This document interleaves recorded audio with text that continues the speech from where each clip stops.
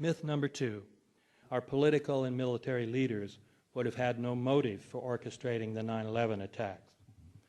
This myth was reinforced by the 9/11 Commission while explaining that Al-Qaeda had ample motives for carrying out the attacks. This report mentions no motives that U.S. leaders might have had.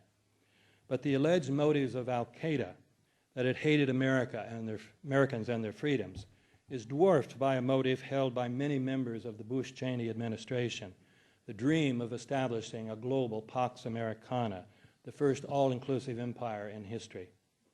This dream has been articulated by many neoconservatives, or neocons, during the 1990s, after the disintegration of the Soviet Union made it seem possible.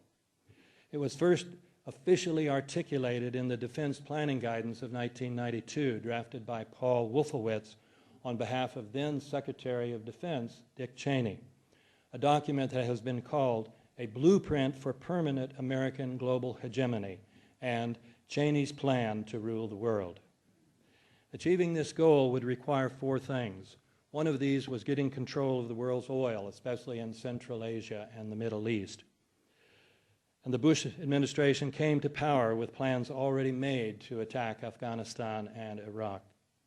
The second requirement was a technological transformation of the military, in which fighting from space would become central.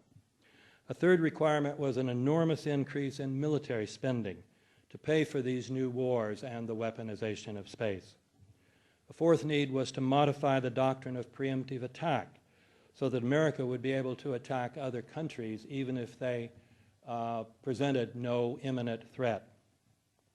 These 4 elements would require a fifth, an event that would make the American people ready to accept these imperialistic policies.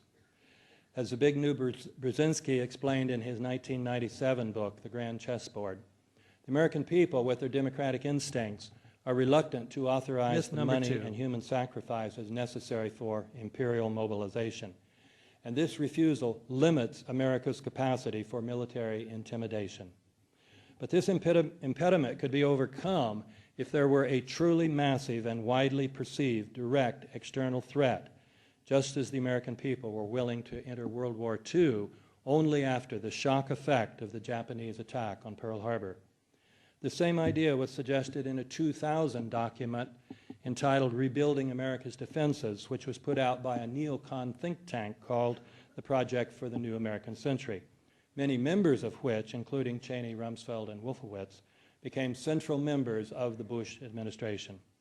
This document, referring to the goal of transforming the military, said that this process of transformation is likely to be a long one, absent some catastrophic and catalyzing event, like a new Pearl Harbor.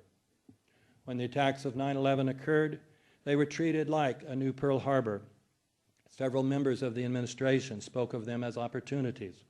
Secretary of Defense Rumsfeld said that 9/11 created the kind of opportunities that World War II offered to refashion the world.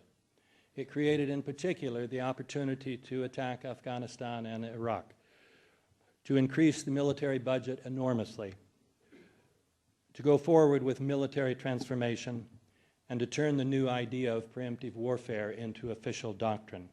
This doctrinal change was announced in the 2002 version of the National Security Strategy, which said that America will act against emerging threats before they are fully formed. So not only did the Bush administration reap huge benefits from 9/11, these were benefits that it had desired in advance.